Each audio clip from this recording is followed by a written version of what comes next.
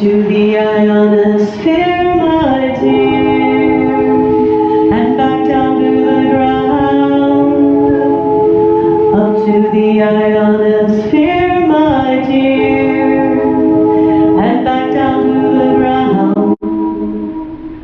So you'll ricochet up, ricochet down, ricochet up, ricochet down, like skipping stones across the ocean, salt water ground, laid.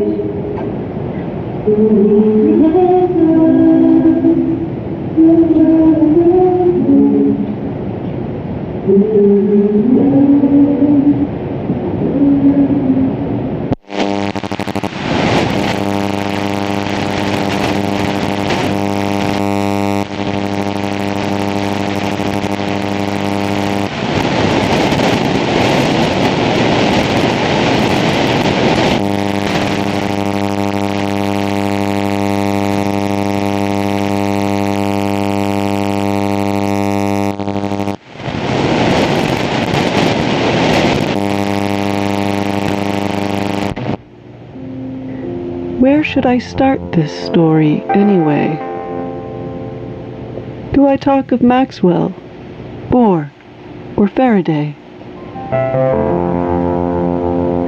Or should I go back to the very beginning, to Planck time, plasma, the stuff of stars and galaxies, and the composition of the cosmos? Or maybe I could tell you about the incredible logistics required to synchronize experiments with satellite passes and solar cycles.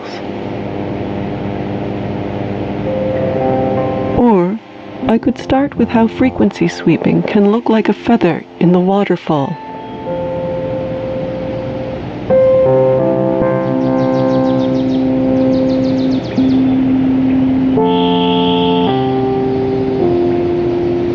Will it be a clear night tonight? Will we be able to see the stars? Will we be able to see the glow of charged particles dancing in the E layer?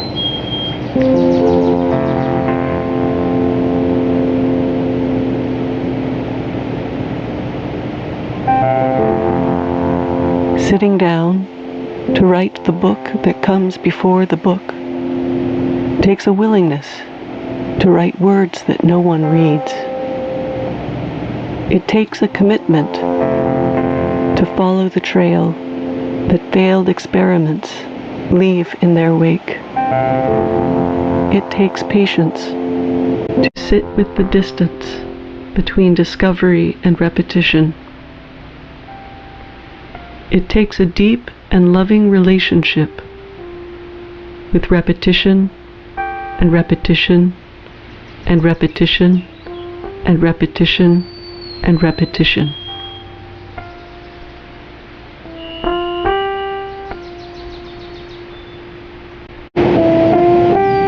Following the falling of FOF2, densities tumble. As each layer sinks lower and lower, we're keeping an eye on the ionograph and choosing our frequencies accordingly. There is another type of skywriting, not writing in the sky, but with the sky, a joint collaborative undertaking shared between the programmer and the plasma. Tonight, you'll run your experiment for the nth time in however many years, and the question still remains. Can you do it again? Will you get the same result?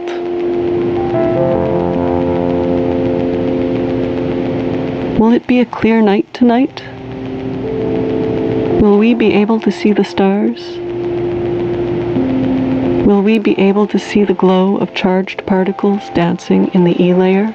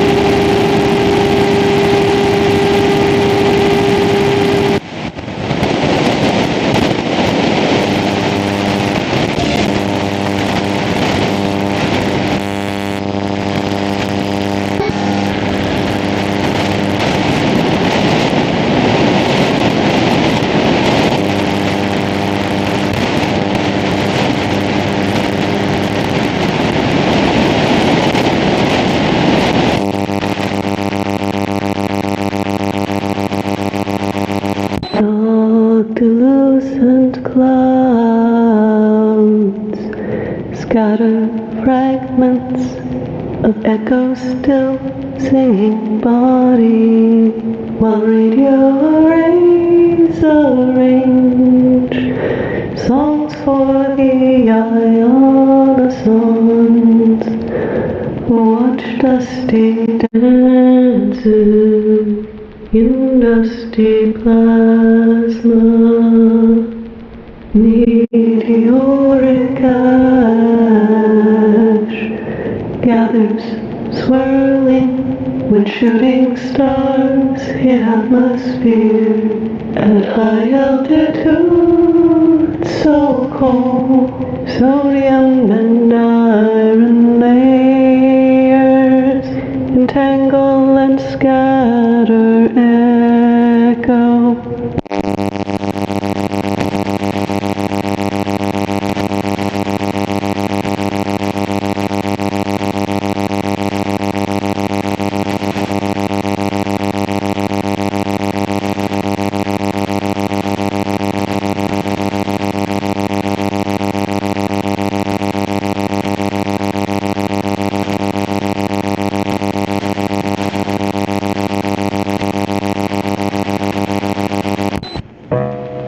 How long have you been waiting here?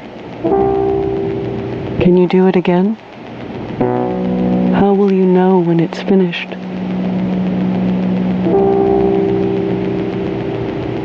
Artificial periodic homogeneity experiments, with their perpetual rebirth and decay, activating clouds of plasma, then waiting for them to rest again. Cycles of wakefulness and rest, like circadian rhythms in the sky. Measuring the time it takes to relax after the pump wave subsides. Then make a change, and once again, wait for the reaction to fade. Then make a change, then make a change, and once again, and once again, change, wait for the reaction to fade, and once again, reaction, then make a change, reaction, then make a change, once again, then make a change, the reaction, the reaction, then make a change, the reaction, and once again, wait for the reaction to fade, then make a change, and once again, wait for the reaction to fade. The HF heater turning on and off and on and off and on and off and on and on and off and on and off, like a body breathing in and out, in and out, in and out, in and out, in and out, in and out. The heater turns on, and with a great exhalation, particles are perturbed, like green clouds of fog spoken out in cold air.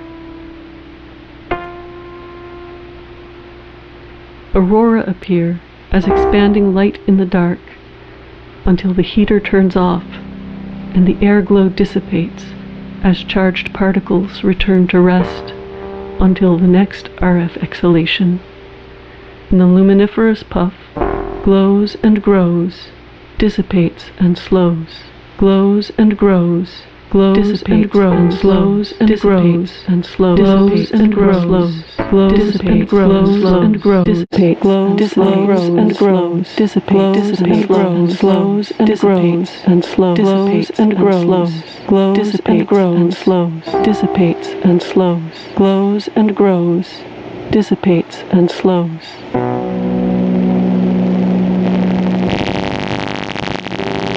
You have a wave, and it propagates. Particles are perturbed, like green clouds of fog spoken out in cold air. Cycles of wakefulness and rest. How long have you been waiting here?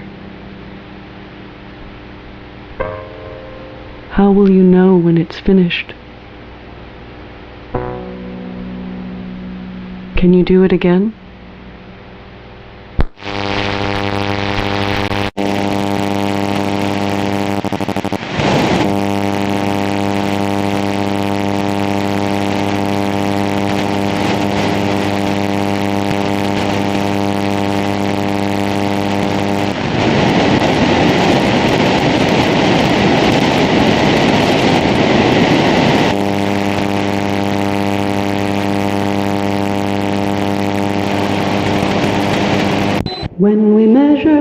We disturb, we perturb, we intervene, and we interact with the ionosphere. Well, it's a conversation between solar winds and radio waves. When we measure, we disturb, we perturb, we intervene, and we interact with the ionosphere. Well, it's a conversation between solar winds and radio waves. When we measure, we disturb, we perturb, we intervene, and we interact with the ionosphere. Well, it's a conversation between solar winds and radio waves.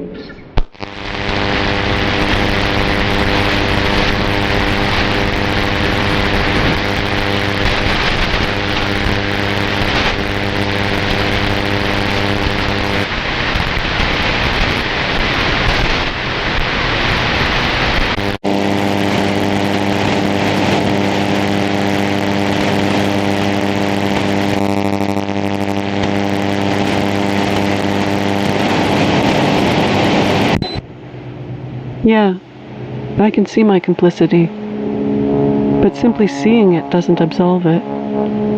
So I find myself still sitting still with this discomfort. I don't know what I was thinking. Somehow, I thought I might be able to make some grand poetic work, reflecting on the tensions between pure scientific research and the implications of the funding of that research. I thought that if I looked hard enough, read enough, talked to enough people, that I would come to some grand revelation or some deep, insightful truth. But that was incredibly naive of me. The deeper I tried to dig, the more entangled things become. My heart hangs like a pendulum, swinging between awe and unease. But unease is not the highest point in the swing. Unease is the gravity at the bottom of the arc that keeps the pendulum swinging between awe and curiosity, between desire and discovery, tying the smallest of subatomic particles to the vast expansions of the cosmos. And so here I am, sitting still with this discomfort. I have to confess, I will most likely let you down. I thought I could give you cause to pause and reflect, but there's a critical flaw in that approach. Reflecting only moves the light from one place to another. And geometric optics are not precise at quantum scales. It would have been so much better if instead of causing you to pause and reflect, I could cause you to pause and diffract. But I couldn't quite figure out how to do that. I tried looking at difference patterns of differences that mattered. In doing so, I realized that I had to look as much at my own coordinates as at yours, to look at our amplified crests and troughs, and to make room for the stillness of our phase cancellations. But there's no such thing as stillness. Things only appear to be still because of their speed. They are moving either too fast or too slow for us to perceive. So if there is no point of stillness, can there be no making peace with the possible implications of applications? Where was I going with this? What was I looking for? How will we know when we're finished?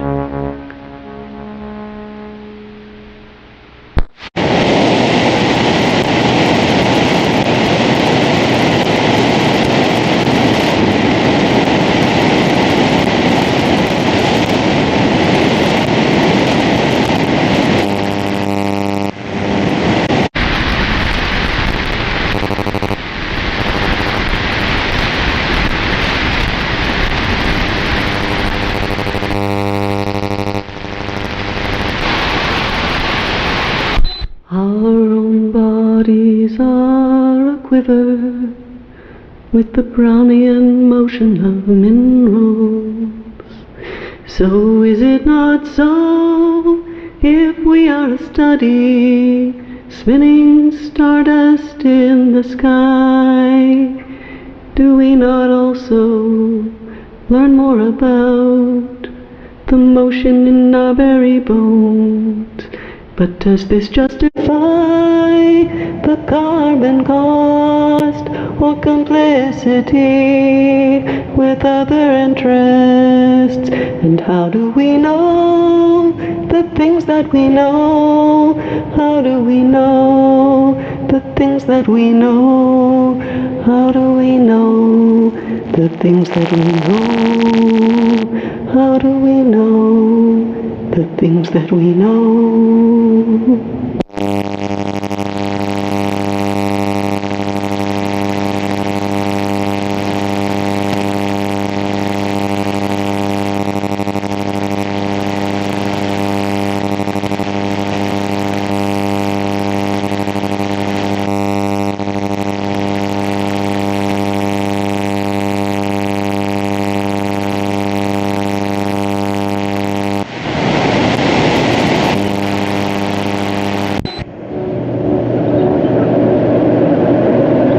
Last time I was here, I spent some time in the array in the mornings before experiments began.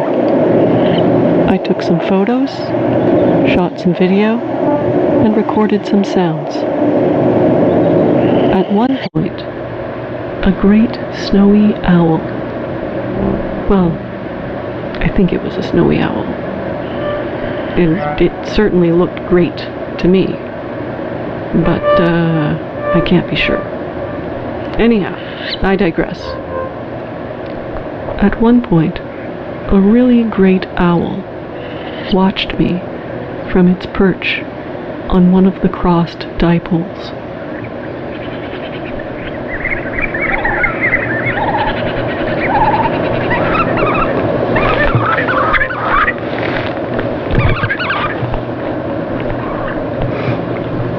I think that was an owl that just came from a distance, swooped over me, but didn't come down below the grid of the ground plane, and he's sitting on a tower at the other side of me now.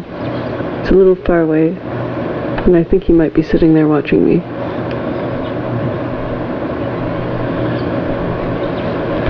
As I walked along with my sound recorder, the owl followed me for a while, flying from dipole to dipole as I explored the array below.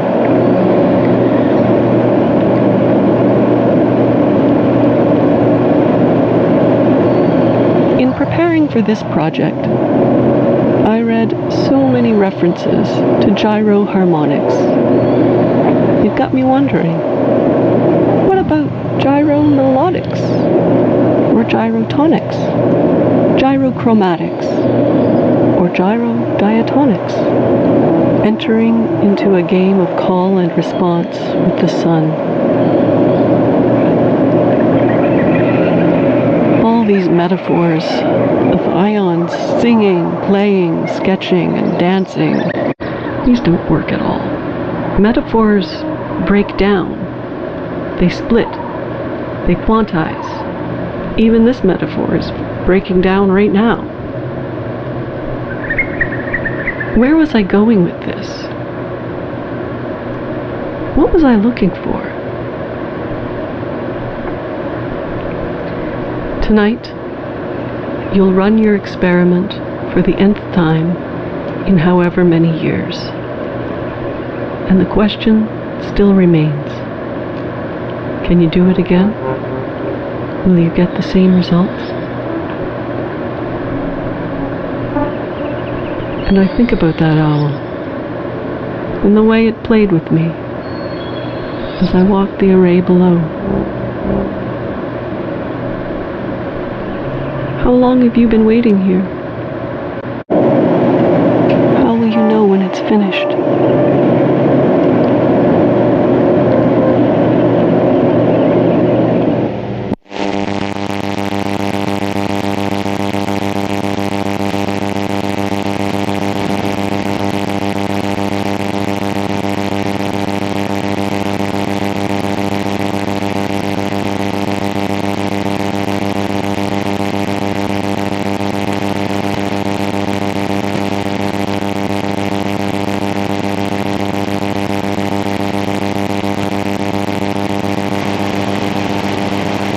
Where does your apparatus end?